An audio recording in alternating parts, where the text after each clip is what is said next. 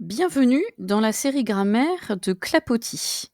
Les Clapotis grammaire sont réalisés en partenariat avec le projet Voltaire.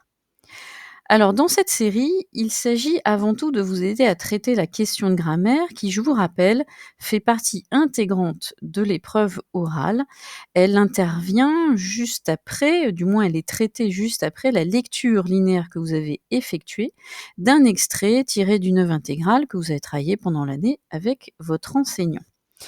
L'idée est donc la suivante, cette question de grammaire, vous devez la traiter en 2 minutes. On va vous donner une consigne très précise, on va le voir tout de suite après et elle, coûte sur l'ensemble de l'épreuve 2 points. Vous allez me dire: «C'est pas énorme» et parfois vous avez tendance à vous dire: «Puisque, je suis pas un fan de grammaire, je vais laisser ça de côté», ce qui serait un petit peu idiot parce que vous allez voir, finalement les questions ne sont pas si, impossibles à traiter.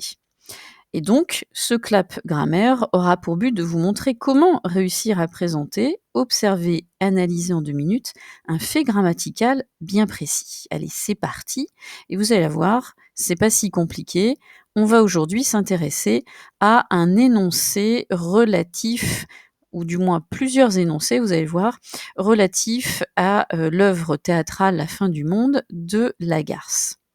Alors on imagine, le jour J, on vous donne la consigne suivante: analysez l'interrogation dans les phrases suivantes. Et bien sûr, vous allez avoir les énoncés qui vous seront fournis. Alors quand on dit analyser, eh bien, en fait, il faut que vous ayez une démarche assez simple. Alors ces 3 énoncés, bien sûr, on va vous les indiquer dans l'extrait, qui vous est concerné. Dès que vous arrivez dans la salle, hein, on vous indique, le texte, qui vous est proposé. Exceptionnellement, cette année 2021, on vous propose 2 textes et dès que vous avez choisi le texte, on vous donne, la consigne de grammaire. Donc vous avez vos 3 énoncés. Alors comment, articuler votre réponse, même si, 2 minutes, hein, c'est très rapide. Comment vous allez articuler votre réponse, sachant que, vous avez que 2 minutes? Eh bien, vous allez très rapidement présenter le fait grammatical, repérer, analyser les énoncés, concernés et vous allez conclure. Ici, vous avez donc, à analyser les tournures, interrogatives, les questions, l'interrogation. Avant de commencer l'analyse de l'énoncé 1, donc vous faites une présentation globale en disant tout simplement que dans la langue française, il y a différents types d'interrogations. Ce qu'on appelle l'interrogation, totale et pour la repérer, c'est assez simple, elle induit une réponse par oui ou par non. L'interrogation partielle induit une réponse où vous allez préciser, quelque chose. Alors l'interrogation totale: «Est-ce que tu as faim?» Oui, non. Quand est-ce que tu penses venir? Interrogation partielle, puisque vous allez fournir une réponse: «Eh bien, je viendrai dans 20 minutes». Donc ça, c'est la distinction que vous dites rapidement dans la présentation et elle peut être directe ou indirecte. Directe, c'est tout simplement, la question est telle quelle formulée. Indirect, c'est quand vous avez un verbe introducteur: «Je me demande si». Alors si on regarde le premier énoncé, on voit bien ici qu'on a affaire à 2 interrogations directes, puisqu'elle est directement adressée à la personne concernée, et elle est totale, puisqu'elle induit que, vous ayez une réponse: «Vous connaissez son métier, oui ou non? Vous savez ce qu'il fait dans la vie, oui ou non?» Donc là, pour le premier énoncé, vous dites tout simplement que vous avez 2 interrogations directes totales qui sont juxtaposées l'une à l'autre par la virgule et elles sont totales parce qu'elles induisent une réponse de la part du personnage par oui ou par non. C'est aussi simple que ça. Dans le deuxième énoncé, comment est-ce que je ne saurais pas? Vous avez, une interrogation directe, là pour le coup partielle, puisqu'elle n'induit pas une réponse par oui, par non, mais un autre élément à apporter à la question. Et puis, ce que vous pourrez quand même souligner pour celle-ci, c'est qu'elle utilise l'adverbe comment et la tournure est-ce que. Et on peut dire que, et vous pouvez le souligner à l'examinateur, qu'on pourrait dire quelque part que cette question est ici surprenante, surtout par sa construction et laisse, en évidence le côté très oral, de la réplique du personnage. Donc c'est une question qui est plutôt mal, formulée, si on peut dire comme ça, d'un point de vue purement grammatical.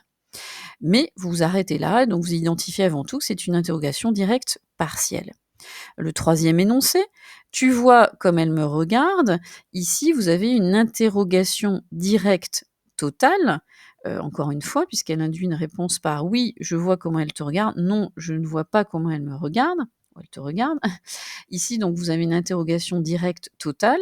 Vous pouvez souligner toutefois qu'il n'y a pas ici l'inversion classique, normale, grammaticale du sujet-verbe. On a «tu vois», alors que si on veut être un puriste grammaticalement parlant, on aurait eu «vois-tu» comme «elle me regarde». Et donc vous mettrez en évidence, au même titre que l'énoncé précédent, le registre quelque peu familier qui va traduire, dans le contexte de la pièce, l'agacement du personnage. Et pour aller un petit peu plus loin, vous montrerez bien sûr que toutes ces questions-là, traduisent les relations entre les personnages. On y reviendra tout de suite, puisque une fois que vous avez fait ces analyses, assez simples, vous concluez en montrant qu'on voit bien comment la garce se sert de l'interrogation, classique, grammaticale, à la fois d'une totale et d'une partielle, et surtout ce qui est intéressant, c'est l'oralité, la formulation orale de ces questions, accompagné à cela, pour clore et élargir au sens plus littéraire, vous montrer comment cette, série d'interrogations montre ou met en valeur la dimension relationnelle conflictuelle entre les personnages. Et ça, c'est votre conclusion qui élargit. Et vous aurez largement, traité ce qu'on vous demande ici, d'identifier donc ces types d'interrogations. Voilà, cet épisode est terminé. Vous voyez que c'était pas si difficile que ça. C'est surtout le but ici de vous montrer comment on peut traiter cette question de grammaire dans le temps imparti des 2 minutes. Et puis sachez que vous retrouverez sur le site, de Clapotis, d'autres questions de grammaire, traitées, sous les formes des podcasts habituels. Ça vous permettra aussi de vous familiariser avec l'exercice.